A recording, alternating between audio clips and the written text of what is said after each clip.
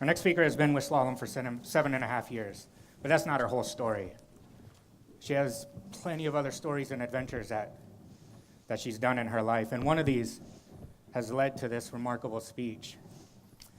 And just to give a little hint, she went down to this place, and it changed her life. I went to the same place, and I just have shot glasses. Please help me welcome Jody Connolly. Take a seat. Thank you. All right. Is everyone comfortable? Yes. All right. It's time to get a little bit uncomfortable. We're also going to start with an exercise. For this exercise, you're going to need a partner. So look to your right or left. We're going to make eye contact just for 10 seconds. Okay. During this time, there's no talking. Also, try not to laugh and try not to contort your face. You know, just be present. Be calm, collected. It's only 10 seconds. Are you ready? Start.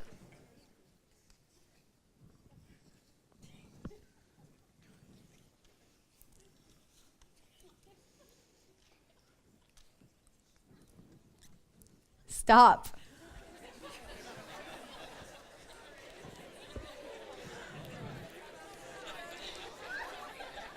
So you were uncomfortable. I can tell. You were definitely uncomfortable. Were you self-conscious? Yes. Did your mind wander? Yes. Why is that? Why can we not even keep ourselves calm, present, and confident, even for 10 seconds? We all have habits, some more persistent than others. And we're all inherently self-centered. We have a habit of letting our minds easily wander off, especially with that negative, hypercritical, internal voice that worries how we're being perceived, worries what other people are thinking about us, strips us of our confidence, and prevents us from ever truly being present, even for 10 seconds. It makes you wonder how we ever get anything done at all. So why am I up here talking to you all about this? It's not because I'm all that good at it. In fact, it's quite the opposite. I recognize the need to practice calmness of mind on a daily basis in order to stay present. I know this because of something that I did back in 2008. I went to Mexico for a 10-day yoga certification course with a yoga guru named Baron Baptiste. We did not have shot glasses. Although I expected we might have. I was hoping for a vacation. I thought we would focus on the physical practice of yoga. I thought I'd get in shape, maybe get a tan, have some fun, and come back as a yoga teacher. Wow, I was in for a surprise. We were stretched and made so uncomfortable. My personal boundaries were taken to their limits. I had to do that exercise that you just did, except for 3 minutes at a time, with 40 complete strangers. All of this to help us find our confidence, our calmness, and our authenticity, even when stressed, faced with adverse situations, and stretched to our limits. In Mexico, I was ready to leave. I didn't think I was getting anything from that experience. But when I came back, I recognized the difference right away. So did my friends and family. I was grounded, secure. I was a better listener. And soon I recognized these benefits at work as well. I was able to pay better attention in meetings, retain more information. My attention span was longer.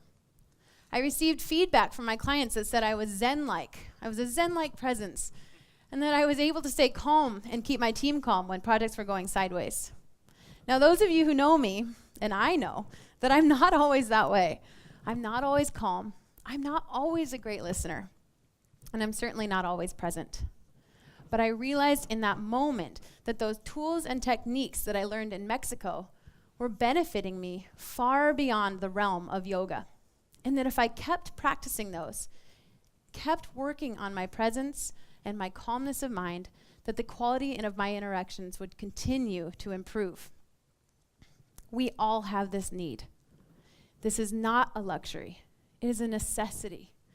Our families, communities, and clients need us to be calm, present, and confident. If we're just going through the motions of life, if our minds and our bodies are always in two different places, why do we invest the time to be there at all? Since Mexico, I've refined the tools and techniques that I learned there into 3 easy-to-practice techniques that you can take with you tonight and practice in your daily life. These will help you identify that inner voice, help focus and turn the volume down, and help you cultivate your confidence to dramatically improve the quality of your interactions. The first is just to think about it. I know that sounds really, really simple, but how many of you, before tonight, or maybe even before I started talking, how many of you were aware of where your mind was really at? Not many of us have that awareness. We're typically on a ride with our inner dialogue. We have very little awareness of where it's at, and we're not detached. We go along with it, believing everything that it says and allowing it to distract us. The first step in understanding how to control that inner voice and to find calmness is to identify it and detach yourself from it. Understand where your mind goes and then let it pass. You don't have to judge yourself for that. Just watch it float by like a cloud and find those patterns. Start to understand when and where your mind goes and be aware of it. Now that you're aware of it and working on detaching yourself from those thoughts, the next step is to control them, to focus them and bring them into where you're at. I know some of you still aren't in this room right now. A few of you are wishing you got one more drink before you came in. I know you are.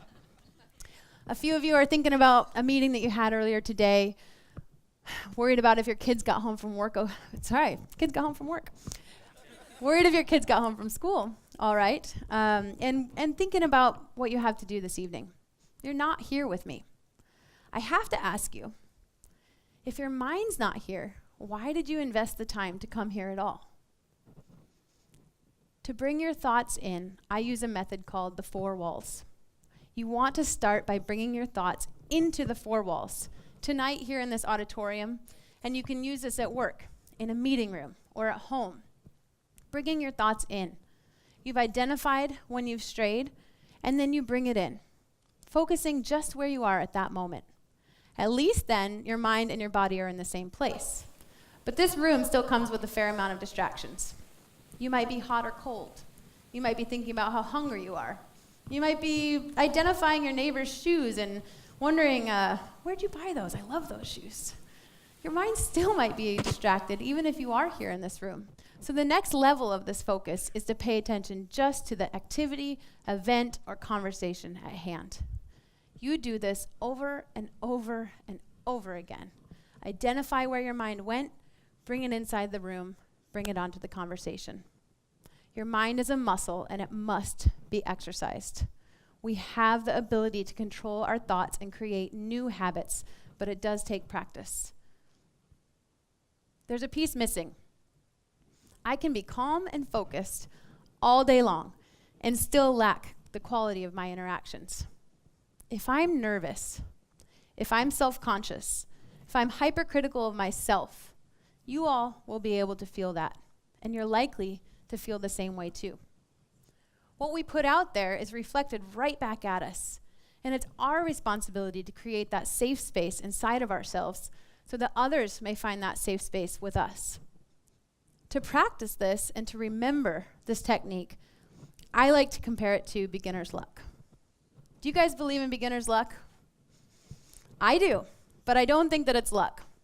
I think it's an equation, a combination of authenticity, innocence, and common sense. When you approach something for the very first time, it's impossible to be hypercritical of yourself. You don't know what perfection is. I know many of us in this room are perfectionists. And when we do something for the first time, we use our common sense to approach the problem or the conversation. And there's a type of innocence there because we're not striving for that perfection. It results, most of the time, in a huge success. Beginner's luck. We have to remember this in our daily interactions. We don't need to be fancy, perfect, complex. We need to be simple so that others may be simple and comfortable with us. We need to be confident and just be our authentic selves so that others may feel that as well. Our lives are a series of interactions. These 3 methods can increase the quality of your interactions and increase the quality of your life. Now that I have your attention, you're probably a little bit more present, and this time we're not going to be critical of ourselves. We're going to do the exercise one more time. Turn to that same partner. We're going to find eye contact and hold the eye contact for 10 more seconds. Ready? Start.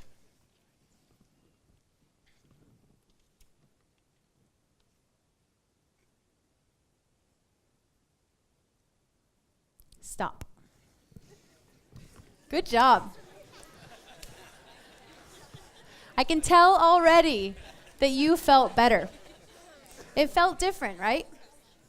And just think, this has been a few moments of paying attention to where your mind is, a few moments of practice, and just a few moments of creating a safe space in this room where you don't have to be quite so hard on yourself. I urge you to take this into your daily lives, to practice these methods throughout each day. Our thoughts create our habits. Our habits make up our lives. If we can change our thoughts, we can change our lives. And this all comes together in one of my favorite quotes. Sow a thought, reap an action. Sow an action, reap a habit.